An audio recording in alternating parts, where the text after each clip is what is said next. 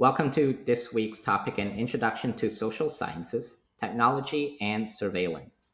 My name is Brian Mack, and I'll be exploring the following prompt. Why are companies utilizing employee surveillance?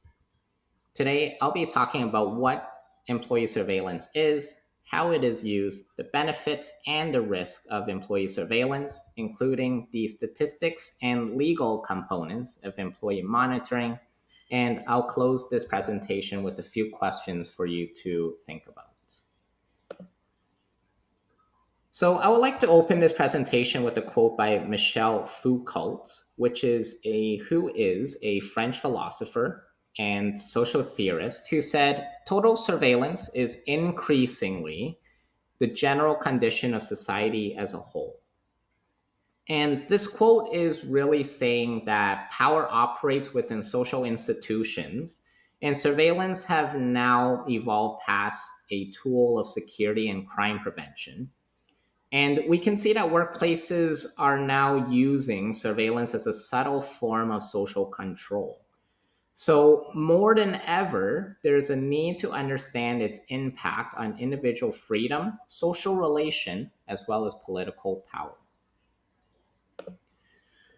What is employee surveillance? Sometimes, interchangeably, can be referred to as employee monitoring, and it is tracking of employee activity and behavior through analysis of technological data or activity.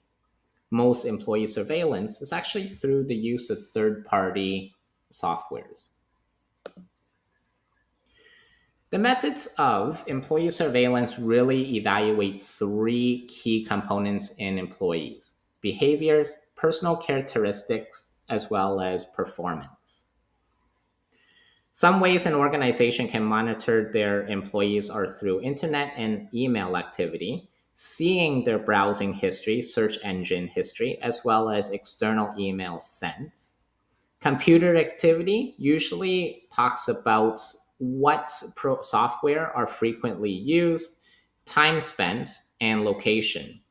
Location is now more important since a lot of people are working from home since the COVID-19 pandemic. Keystroke logging is also another means of surveillancing employees, and this is more rare, but in high security government or police agencies, this is where they use it to avoid internal employees obtaining information that they may not be involved in. Recorded telephone lines. This is used in customer service and or through telecommunications. And usually sometimes we've called companies before where we know that a call is recorded for training and or customer satisfaction purposes. GPS tracking is for employees who usually drive a company vehicle. It can also be a means of safety as well, where if you're in danger, get into an accident, the employer can locate you and send help on your behalf. Lastly, we all know that very common now, surveillance cameras are in most workplaces now. Primary purpose is to enforce security in the workplace. What does the law say about workplace surveillance? Currently, there are no provincial laws that address workplace surveillance.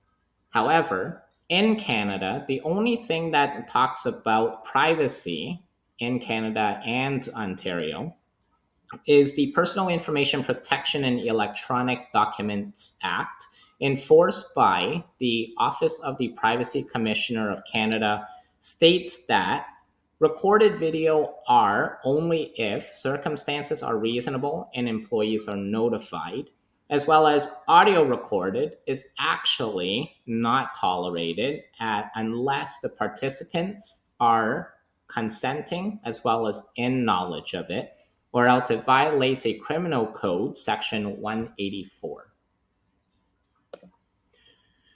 So what are the benefits of employee surveillance? So one of it is mainly safety through cameras, and it can decrease thefts. Some activities, monitoring, can also increase productivity as well as efficiency. and allows managers to evaluate performance without announcing it. So they see how an employee work ethic is in its natural state. Lastly, um, it can also see if employees are facing challenges and taking longer on tasks, and managers can actually foster a team environment where they're delegating the tasks to help each other out. Monitoring behaviors can also predict whether employees will stay or leave a company as well. And lastly, cybersecurity. Real time tracking of internet activity and emails, phishing emails, can mitigate loss of company data and employee information. What should we be cautious about, and what are the negatives? Employee surveillance really has a negative impact when it comes to privacy. Privacy can be compromised if they are not authorizing disclosure of information. And while prior slide we talked about productivity, workers may also see that managers are a functional creep, which is a form of micromanagement. So while work is evaluated and often seen, there may be a limit in creativity and development of ideas due to employee fears of judgments or embarrassments if their ideas don't work out. If a surveillance software is actually breached, where there's acts of identity theft and fraudulent activities, as these are third party, companies actually don't have control over what information may be breached. And lastly, there was a research study that also found that the intended purpose of increasing security, whether it's in its physical form or cyber, that there's now a disconnect to now shift focus on compliance and performance issues and neglecting employee well-being, causing psychological effects. So, what do the numbers tell us? We see that since the COVID 19 pandemic was declared, third party surveillance software sales increased by 75% immediately in March 2020 compared to the 2019 monthly average. Overall, 81% of employees in a study that comprised of nearly 2,000 people have the impression that employee surveillance is a mean to track attendance and work hours, 57% on their individual task and performance, and 30% is on computer activity. All levels of employees are monitored. 35% are monitored, 45% are not.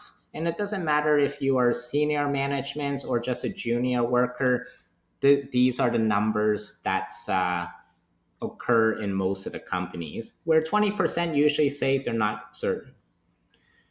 Lastly, employee behavior. 65% report that they will not change the impact of their work ethic. 16% will work harder, while 19% say that they will work less hard. Overall, 30% say that they know specifically what is monitored, while 72% trust their employers with the way that they monitor. There's a strong correlation with intense monitoring and low poor work quality. So the best way forward, as privacy commissioners have indicated, is that you review all legal requirements to provincial and federal laws, as well as uh, opening the dialogue with government to address legislative gaps. Employers have a responsibility to be transparent with employees to what data is collected, used, and disclosed, and make sure that there's a fair assessment to what should and should not be monitored. For example, if a camera is pointing at an employee's office, that is infringement of privacy. Or a dash cam installed in a vehicle where an employee takes it home, that's also an infringement of privacy as well.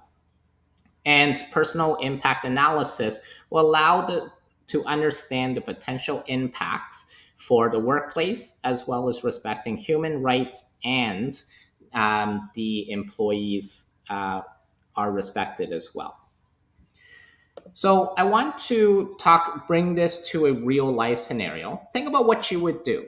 You are hired at a company that is paying you $200,000 a year once you graduate the university, but the contract is vague and there is no information on monitoring and privacy terms. Would you take this job?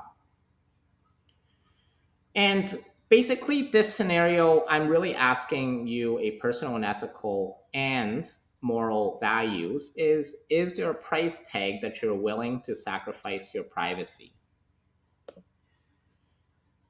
Lastly, here are the discussion questions I would like to leave you with.